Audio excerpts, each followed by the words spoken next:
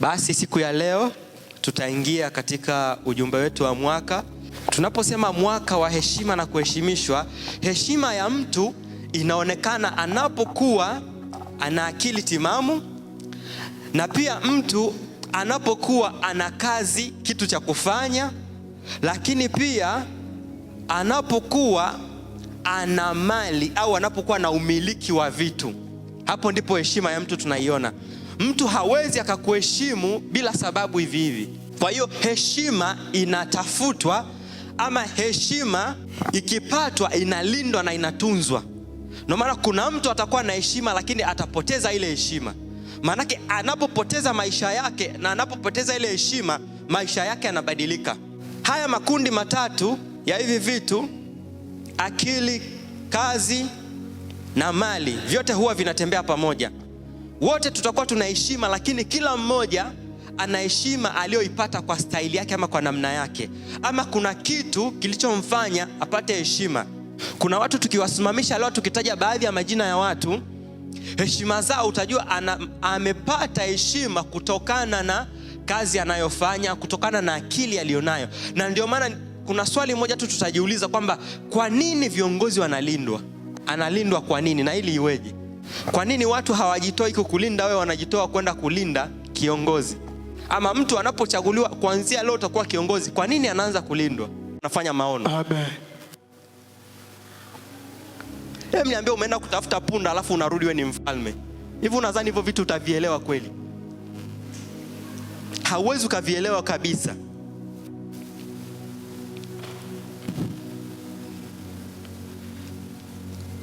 Kisha roho ya Mungu ikamjilia kwa nguvu, naye akatabiri kati yao. Ndio haya mambo yote hayawezi kufanyika pasipo Mungu, pasipo roho wa Mungu. Kwa hiyo huu ni ukubali kuwa kakichaa cha design yako, kwamba ukubali mambo yako yote yaongozwe na Mungu, yaongozwe na roho wa Mungu. Zile roho saba za Bwana, ambayo roho ya kwanza ni roho ya kumcha Bwana ama roho wa Mungu. Manake roho huyo wa kumpenda Mungu na kumcha Bwana, na ndio roho huyo akakuongoze katika mambo yako na akakuongoze katika maisha yako, ndipo mambo yako yote ataenda kufanikiwa mwaka huu, na tutakuona wewe ni mtu mwingine. Amen. Ukisoma Zaburi 24 mstari wa kwanza inasema, nchi na vyote vijazavyo ni mali ya Bwana, dunia na wote wakaao ndani yake. Tuunganishe na Hagai 2 mstari wa 5 mpaka wa 9. Hagai 2 mstari wa 5 mpaka wa 9. Tunaona hao ni manabii ambao walikuwa wanaanza kuzungumza juu ya taifa la Israeli, juu ya kurudishwa na kutolewa utumwani, ama Mungu kuanza kuleta ukombozi ule wa milele wa moja kwa moja. Sasa tukisoma hii Hagai, Mungu akawaambia kwamba neno lile nililoagana nanyi mlipotoka katika nchi ya Misri, na roho yangu inakaa kati yenu, msiogope. Roho wa Mungu anakaa kati yako, kati yenu. Mungu yuko ndani yako, Wakorintho imeandika. Lakini kama Mungu yuko ndani yetu, kwa nini mambo hayaendi? Kumbe kuna kitu kimoja tu, hofu na woga. Ndio maana wakaambiwa roho wa Mungu anakaa kati yenu, msiogope. Manake mwaka huu ukitembea kwa hofu, kuogopa maono, ukiogopa unabii, mambo uliotabiriwa na ulioambiwa, ukiogopa manake unajirudisha Misri mwenyewe. Unasema sitaki kupiga hatua mimi mwenyewe. Mambo yangu maono ni ya kwako, lakini maono yenyewe ya kwako unayaogopa mwenyewe. Haya maisha ni ya kwangu lakini nayaogopa, mbona kama siwezi kuyaishi? Manake lazima uwe na jeuri na uwe na uthubutu kwamba yale ambayo ninayaamini, yale Mungu ameyatamka, yale ninataka kuyafanya. Amen. Sina hofu maana Mungu yuko ndani yangu, kwa kuwa nchi na vyote vijazavyo ni mali yake. Amen. Kama haya nilionayo mimi mtumishi wa Mungu, manake yote ninayoyahitaji Mungu atayaleta ili utumishi wangu uweze kutukuka kupitia maisha yangu. Amen. Mstari wa 7 anasema, nami nitatikisa mataifa yote na vitu vinavyotamaniwa, na mataifa yote vitakuja. Wengi tunatamani vitu fulani. Watu wote wanatamani biashara nzuri, maisha mazuri, magari mazuri, mitaji ya kutosha. Wasikose, wabadilishe kila wanachokitaka. Kila mtu anatamani, aliye wa Mungu, asiye wa Mungu, kila mtu. Ndio maana inaandikwa mataifa. Manake watu ambao hawamjui Mungu, hawamtaki Mungu, hawataki kumsikia Mungu, natamani hivyo vitu vinavyotamaniwa. Lakini ndo Mungu anasema atatikisa alafu vivyo vitu vinavyotamaniwa vyote, yani ameandika yote yanayotamaniwa yatakuja kwako. Hiyo ndio maana kwamba tunaposema heshima sio kupata kimoja, unapata on top juu ya kitu chote. Ameenda kutafuta punda, ilitakiwa arudi punda wawili, lakini alirudi na kitu ambacho title na jina ambalo linamiliki punda na nchi na vyote vijazavyo. Ana uwezo Sauli wa kutamka, kaletewa idadi ya punda wote anaowahitaji. Kwa sababu gani? Mungu alikusanya kwamba akaeka lile neno yote yanayotamaniwa. Yanayotamaniwa ni maisha ya kifalme na maisha ya kikuhani. Hicho ndio kinachotamaniwa.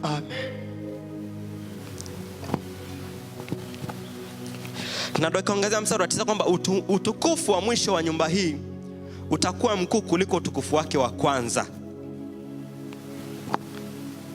Mwaka jana yamekuwa mambo mengi, yamekuwepo yaliyokuwepo, lakini hayo ni yalikuwa mambo ya jana, mambo ya zamani, mambo ya mwisho huko. Lakini Mungu amesema kama atatikisa na mambo yote yanayotamaniwa na unayoyatamani atakuja katika maisha yake. Maana yake tunaposema heshima na utukufu vinatembea pamoja. Unapotaja utukufu, unapomtaja Mungu, unapotaja heshima, vyote ni kama utatu mtakatifu vinatembea pamoja. Na ukisha kuwa mtumishi wa Mungu lazima uwe mtumishi ambaye anabeba utukufu wa Mungu. Na tukikuangalia utukufu wa Mungu unaonekana juu ya maisha, sio tu katika kuomba, katika kunena kwa lugha, sio katika kutabiri, lakini tunataka tuone hivi vitu katika maisha ya uhalisia maisha yako. Haleluya. Neno la Mungu linasema Mhubiri 2:24 kwamba mwanadamu hapati jema kupita kula na kunywa na kuiburudisha roho yake kwa mema katika kazi yake. Hayo nayo naliona ya kwamba hutoka mkononi mwa Mungu. Mambo na maono yote ulionayo mwaka huu, amini hayo mambo yote yanatoka kwa Mungu. Hakuna jambo ambalo unatoka utasema michongo yako, connection zako, watu ulionao, mtaji ulionao, hayo yote ulionayo yote yanatoka kwa Mungu. Kwa hiyo kila siku unayoamka amini kwamba naenda kufanya kazi na faida yote ninayotaka nipate zaidi, na maisha ninayoyataka na ninayotamaniwa, kwamba haya yote naamini yanatoka kwa Mungu. Kwa hiyo kama Mungu ndio anayetoa kula na kunywa na ya kula na kunywa, basi amini kwamba Mungu anaweza kukupa zaidi ya kula na kunywa katika maisha yako mwaka huu. Amen. Na heshima haipatikani tu katika kula na kunywa, maisha zaidi ya kula na kunywa. Hapo ndo tunaanza kuona maisha ya heshima ya mtu.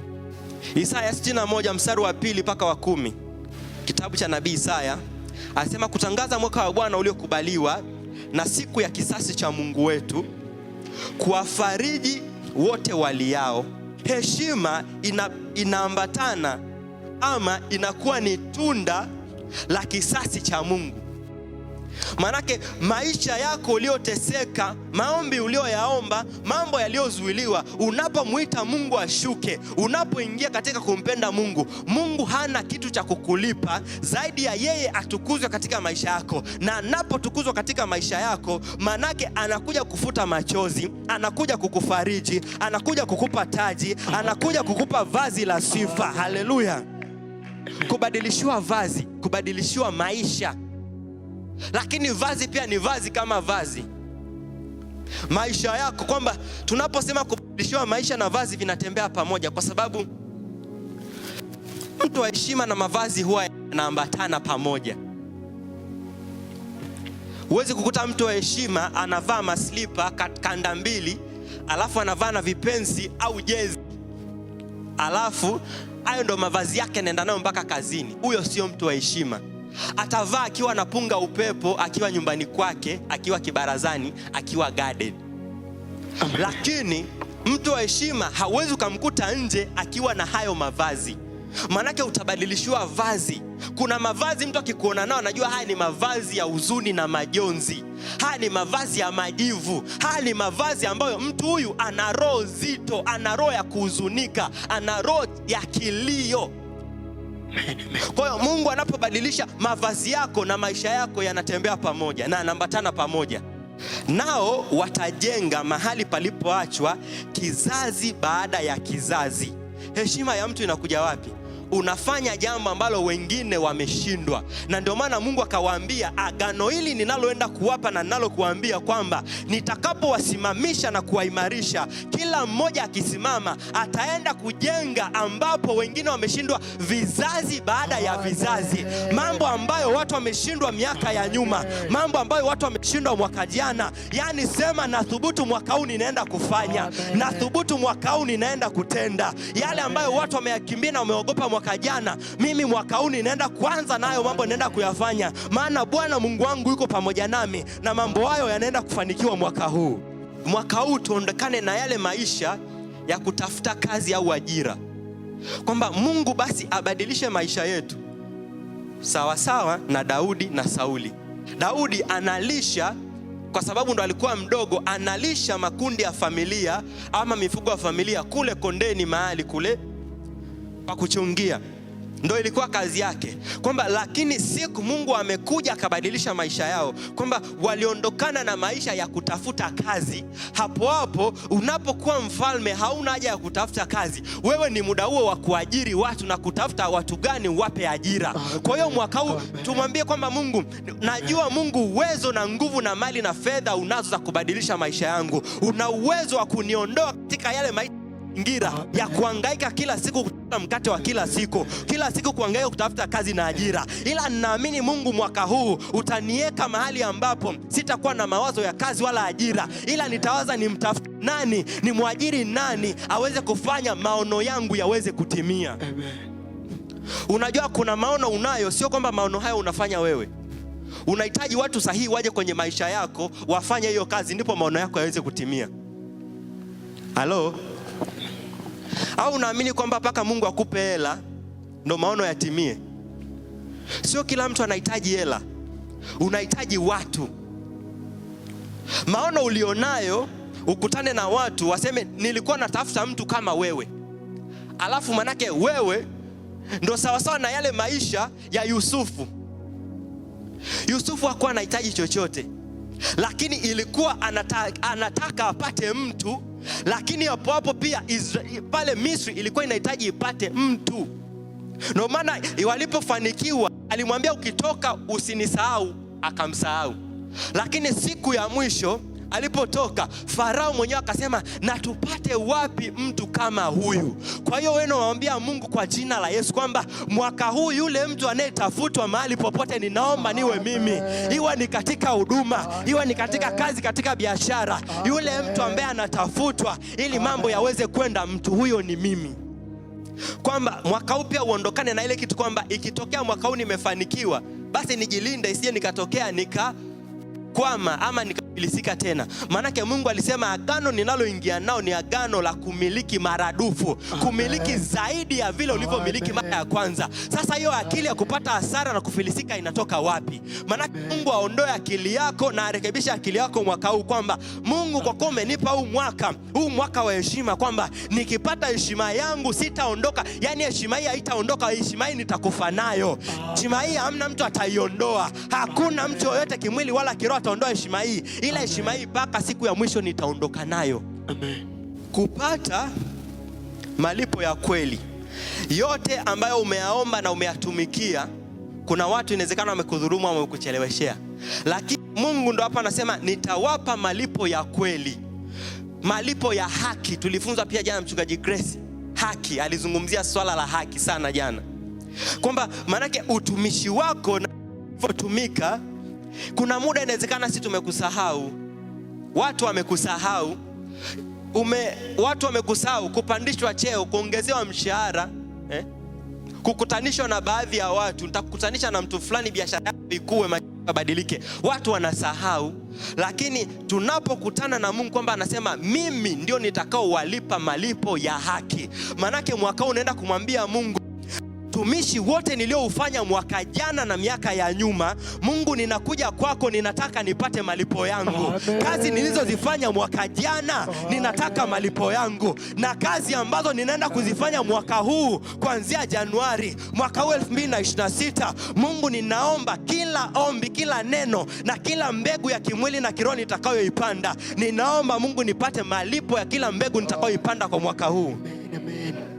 Mke wa nabii alimfuata Elisha akamwambia, mume wangu amekufa, ameniacha na madeni, lakini alikuwa ni mtumishi wako. Kwa hiyo wewe kama wewe Elisha unastahili kunilipa, maana alikuwa akai na mimi, anaenda kukaa na wewe, mimi nakula nini? Wewe ndo umemtumikisha, umetumia nguvu zake, muda wake mpaka amekufa. Manake nilikuwa sipati chochote kutoka kwako. Kwa hiyo Elisha ilikuwa ni lazima amlipe. Na ndio maana muujiza kwa Elisha ilikuwa lazima ufanye, maana pangechimbika. Umeondoka na mume wangu kipindi chote, kwa hiyo mimi nakulaje? Mimi naishije? Watoto wanaishije? Kwa kuwa jamaa alikuwa hapatikani miaka hiyo, hakuna simu. Sasa yenyewe kuna simu, nampata mtu lakini anakimbia wala umuoni. Imagine miaka hiyo, punda anapatikana kwa mfalme tu. Kwa hiyo ilibidi aende kwa Elisha, ninahitaji malipo ya utumishi wa mume wangu. Natakiwa wewe uwe sehemu ya kunilipa sehemu ambayo imeondoka ama imepotea. Ndipo pale ilibidi Elisha aombe Mungu apate hekima na maarifa na ufahamu wa namna atakavyoweza kupata mbegu ya kwenda kupanda, ili yule mama aweze kupata faida ya kulipa na faida ya mkate wa kula kila siku. Kwa hiyo manake mwaka huu unapokwenda kuomba, manake ni pia Mungu, kama kuna mtu wa kwangu, kama kuna mtumishi wa kanisa hili, kama kuna mtu wa kanisa hili, manake unapoangalia furaha ya mmoja ni furaha ya wote sisi wapendwa na Wakristo. Yule aliyekuwa anatafuta mwanamke shilingi iliyopotea, baada ya kunyanyua makochi na madumu na vibuyu, alipoipata shilingi alienda kuita majirani, nimepata shilingi yangu. Na hapo yule aliyepoteza mwanakondoo alipompata aliita majirani, na yule mwana mpotevu aliporudi nyumbani, yule baba aliita ndugu jamaa na marafiki, akafanya na sherehe. Manake kile ambacho kimepotea mwaka huu, heshima ni kupata kile ulichokipoteza. Kama ni heshima, kama ni kazi, kama ni mtaji, kama ni maisha, kama ni uaminifu na kuaminika, manake mwaka huu unaenda kuvipata ili uweze kuishi kile unachostakiwa kuishi. Amen. Lakini ukimwangalia pia naye Kornelio alipokuwa anatumika, Mungu alimpa ujira wake. Naye Mungu alimtuma Petro. Mungu akamwambia Petro, nenda kule, kuna mtu anaitwa Kornelio, na mtu huyu naye ni mtu mkuu, lakini anakuwa amekinitumikia kwa maombi, sala na sadaka. Hebu nenda mpeleke, manake mimi nikitokea hata amini kabisa, lazima pia nitume. Ndio maana Mungu atazungumza nawe kupitia ndoto au maono, hautaamini, itabidi Mungu atume mtu ama mtumishi ili athibitishe kile Mungu alichosema na wewe. Heshima pia tunaona ni sawa sana na maisha ya Kornelio. Ni mtu aliyekuwa na maisha ya juu, ni mtu aliyekuwa na uwezo, ni mtu ambaye alikuwa ni mtawala, ni mtu ambaye alikuwa yuko juu ya vikosi, lakini bado alikuwa anamtumikia Mungu kila siku. Bado alikuwa anapata muda wa maombi, muda wa sala na muda wa kutoa sadaka. Kila siku alikuwa anapata muda. Kwa hiyo pia tunakumbushwa, Mungu atakapokuinua usisahau kumrudishia muda wake. Usisahau kumrudishia mali yake. Mbegu imeongezeka, imekuwa mtaji, usisahau kurudisha mkate mbele za Mungu. Usisahau kurudisha sehemu ambayo yeye ndio mwanzilishi, ameanzisha na amekupa hivyo vyote ulivyo navyo. Amen.